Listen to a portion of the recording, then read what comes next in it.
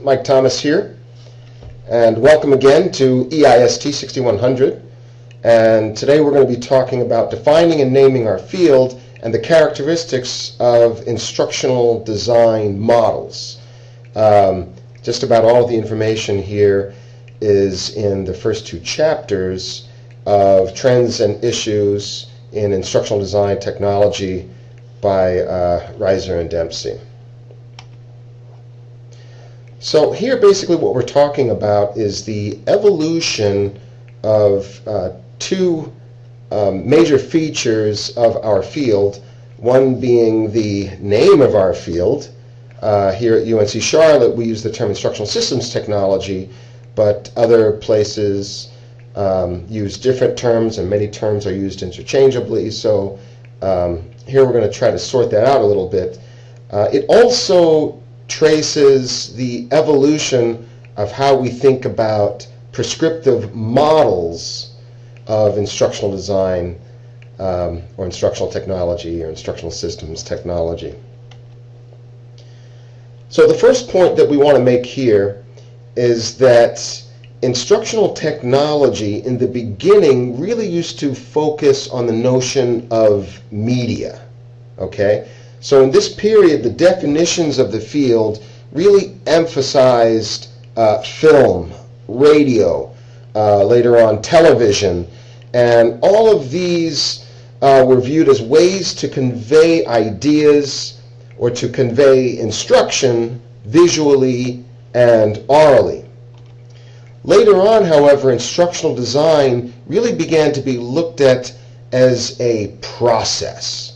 So instead of looking at the media, instead these new models really tried to view instructional design as a linear and in the beginning generally a unidirectional process for creating instruction.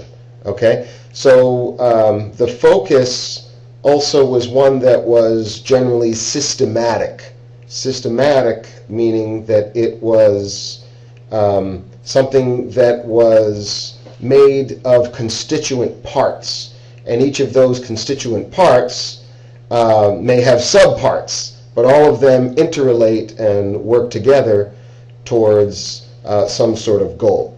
So here on the right you can see analysis, design, development, implementation, and evaluation, or what's come to be known as the ADDIE model. And these elements work together in a model towards the accomplishment of something. Next, we're going to move on to definitions or names of the field. Cool. So, in 1963, what became AECT, or the Association for Educational Communications and Technology, came up with a definition that actually is not in the book, but the full definition is here. The point of looking at this definition is that it's one that really here is focusing on media, but is also bringing in the idea of systems, and saying that our field is one that looks at systemic processes for creating instruction. Okay? So it says audiovisual communication is that branch of educational theory and practice primarily concerned with the design and use of messages which control the learning process.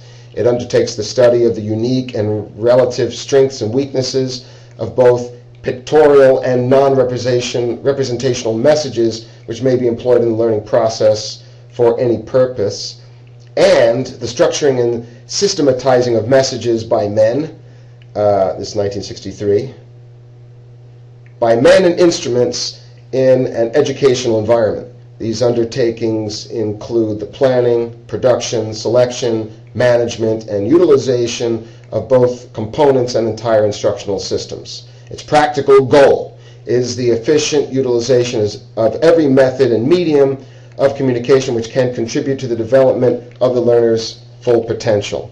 Okay? So in 1970, they began to move even more away from the idea of media and more towards a definition of instructional technology that focused on process. So here we have the juxtaposition of the two, which you can read. Now, after 1977, these definitions became a lot more parsimonious. Educational technology is a complex integrated process. See the focus on process? Educational technology is a complex integrated process involving people, procedures, ideas, devices, and organization for analyzing problems and devising, implementing, evaluating, and managing solutions to those problems involved in all aspects of human learning. You can see that in the 1994 definition, we're actually down to one sentence, and you can see here that there's again a focus on process, but it's also trying to get a sense of holism in the definition. Instructional technology is the theory and practice. Instructional technology is the theory and practice of design, development, utilization, management, and evaluation of processes and resources for learning.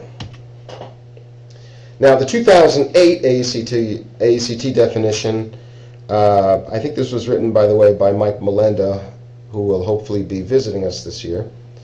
This one, again, is pretty much to the point. Instructional technology is the study and ethical practice.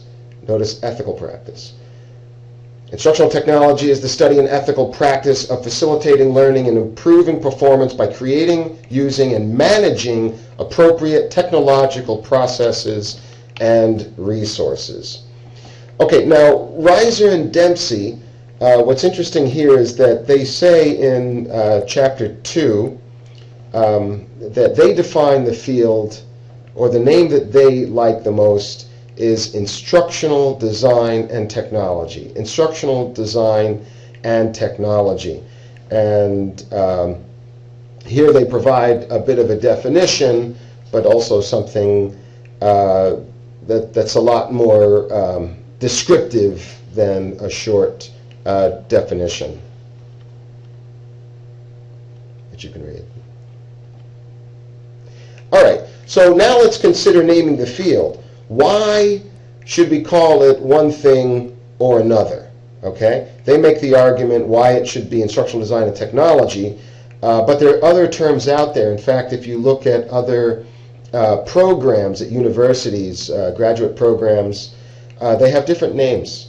I did my PhD at Indiana University, Bloomington, and there's a department level program called Instructional Systems Technology, like UNC Charlotte. But I also taught in some other programs. I taught at the University of Wisconsin, and there they have a program in the Curriculum Instruction Department called Educational Communications and Technology. I also taught, for example, at the University of Oklahoma, and there they have a program called Instructional Psychology and Technology embedded in an Ed Psych department. So that's another approach that some people use. So what about these different terms? I'd really like for you to consider these and other terms. I didn't write them here, but there's also terms like e-learning, or people talk about digital learning, digital instruction, instructional media. Some people also are using the term the learning sciences, and that's sort of a field that grew out of this field, but is really very focused on building theory related to learning, and they're interested in things like design-based research for helping us to learn more about what it means to learn. So a big part of this field is the notion of systems, and systems thinking was not confined to instructional design by any means. People started to look at all kinds of things as systems, saying that the universe is created in a way, or exists in a way that is arranged into small parts, the small parts of which work together in an interrelated way to do something. So people looked at the human body, for example, and said, oh, look, we have different systems operating here, skeletal system, muscular system, and so forth. Or looked at creating typologies or taxonomies of things around us, like life being arranged into domain, kingdom, phylum, class, order, family, genus, species. The solar system, again, something made up of constituent parts. And the same thing for instructional design models. Now, systems thinking also came about the same time as an idea related in educational psychology that's known as cognitivism. And the idea there is that our brains or our minds have in them structures.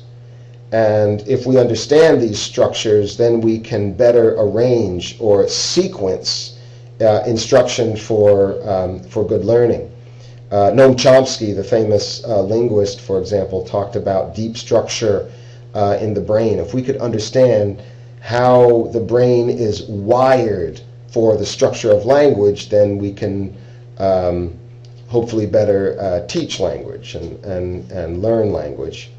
So Robert Gagne came up with the idea of the 9 events of instruction. This was very influential.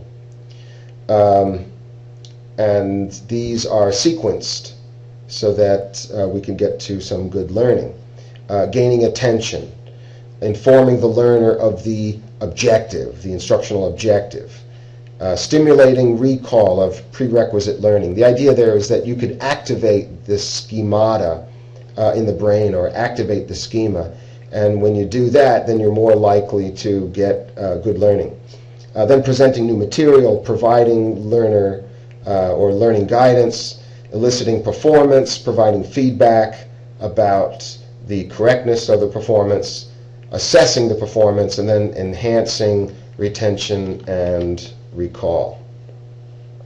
So later in the book, there's a list of the characteristics of instructional design models. This is getting into the chapter by Robert Branch and David Merrill.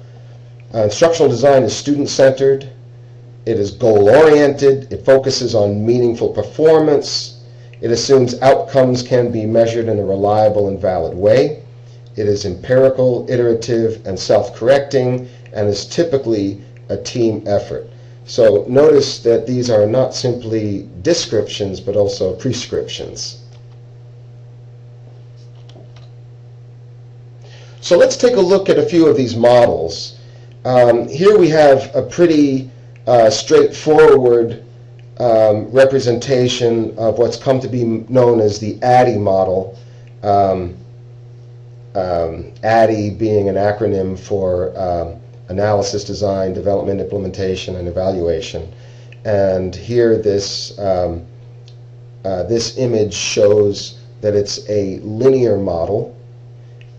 Things proceed in a sequence, and that the instructional design process is composed of these different pieces. You analyze, you design, you develop, you implement, and you evaluate. And if you do that, then you're likely to design some good instruction.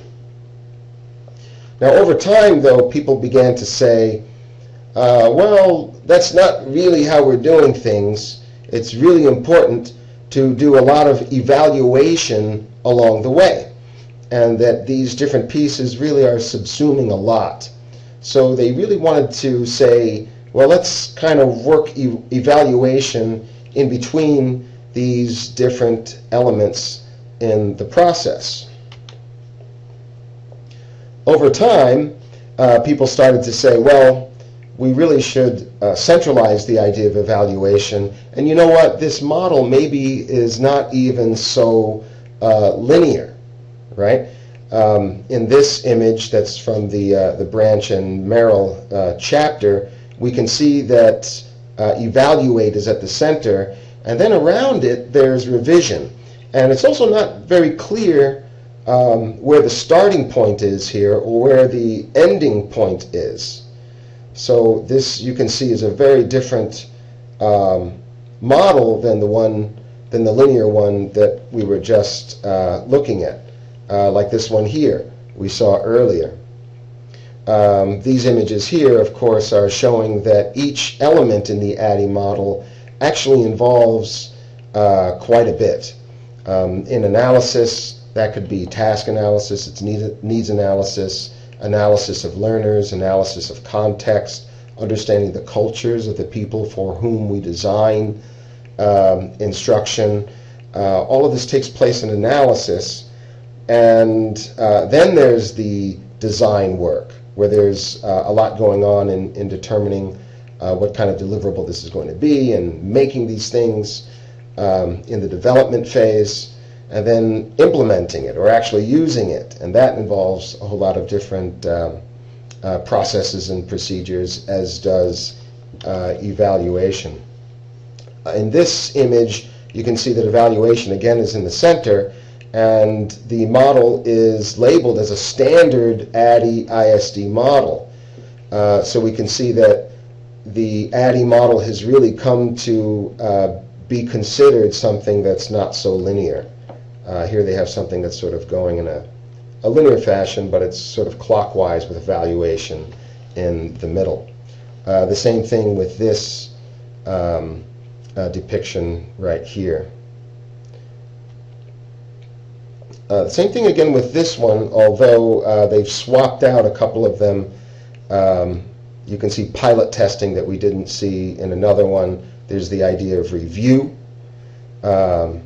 These are sort of in place of implementation. And then here we have another one. You can start to see that the different models started to have dotted lines between them, arrows going in more than one direction. And all of this was really trying to capture the real messiness involved in the actual design of instruction in real life. Here we see curvilinear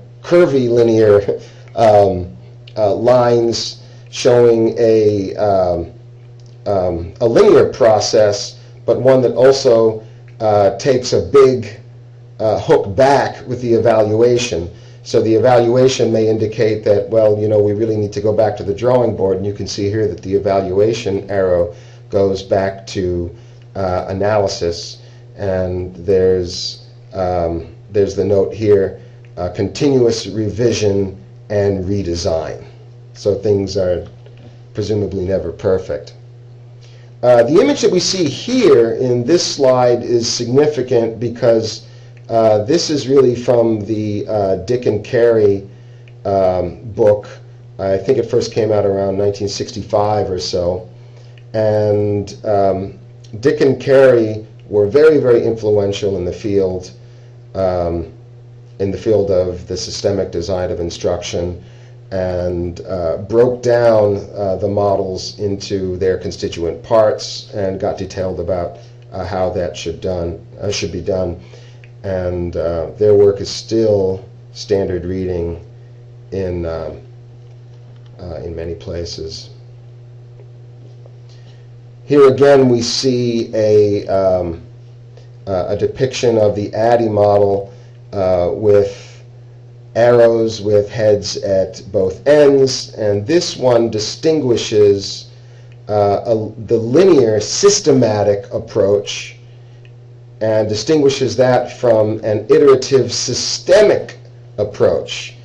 So it equates the term systemic with being iterative or moving back and forth, and distinguishes that from the linear systematic approach, which is more of a monodirectional approach to instructional design. Here again we see the basic elements of the ADDIE model, and then that's coming with some annotation for each of the different elements in the model. I thought it would be interesting to briefly mention goals. So a huge part of instructional design has been a focus on goals. People talked about the behaviors that we want from people after learning. What is the behavior that we actually want to see? That's a very behavioristic way, of course, to look at things, but goal analysis is a huge part of it. And this is a depiction of what's called SMART goals, and it argues that goals should be specific, measurable, attainable, relevant, and time-based. And this makes for good goals. Goals, of course, should be measurable, because then you're able to understand whether or not you achieved the goals. Attainable is a good one also, because it really talks about motivation and the motivation of learners. If something is not attainable or it's too difficult, then people become frustrated and they don't want to be involved with it anymore. And if it's too easy, they become bored.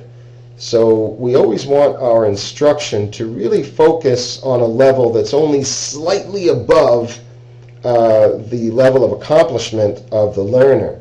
And that way it's in the zone of proximal development, as Lev Vygotsky, the Russian educational psychology scholar, talked about. By the way, he died in like 1936, a very long time ago, and he became very well known in the Western world really in the 80s. His work wasn't translated from Russian until I think like 1978 or so, and he talked about this zone of proximal development, and constructivism or constructivists during that period were very, very interested in his work. We'll talk about him a little bit later. Mihai Csikszentmihalyi is also well known for his teachings about the idea of flow. That's when you get in a certain zone, and it's a state of very focused concentration in which someone highly performs in that state. Somebody driving in a NASCAR race, for example, might say, wow, he's really in the zone. He's incredibly focused at this moment. And that's what Mihai Csikszentmihalyi called flow, and we're going for that. And that, again, is related to the idea of the zone of proximal development. If it's too hard, there's disengagement. And if it's too easy, there's disengagement. So two other newer approaches to instructional design are the pebble in the pond approach, or approaches, and something else that's called the 10 steps to complex learning. In both cases, the idea is to focus on the content.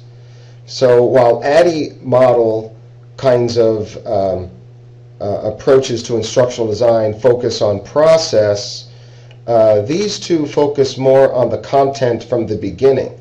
So you look first at what it is that the learner is to do, and then work out from there in these sort of concentric circles. With the 10 steps to complex learning, there's sort of a linear kind of approach, but again, it's beginning with the learning tasks. What is it that that you actually want the person to do? Which means that there's more focus on the actual content, or the what of the learning, and then that gets sequenced, and then there's performance objectives that come about from looking at those tasks, and then they're sequenced, and then that proceeds on to analysis of strategies for that, analysis of mental models related to that, and then to the design of procedural information for that, the analysis of cognitive rules, prerequisite knowledge for those rules, which sounds a lot like Gagne, by the way, and then finally the design of the part task practice, or what the person is going to do in order to be able to achieve the desired task of the learning. So in both of these examples, there's more of a focus on what the person is going to be learning rather than on a model that will sequence the design of the instruction regardless of what the content is. So we'll talk more about this. Thanks so much for listening, and stay tuned for more goodies like this. Thanks.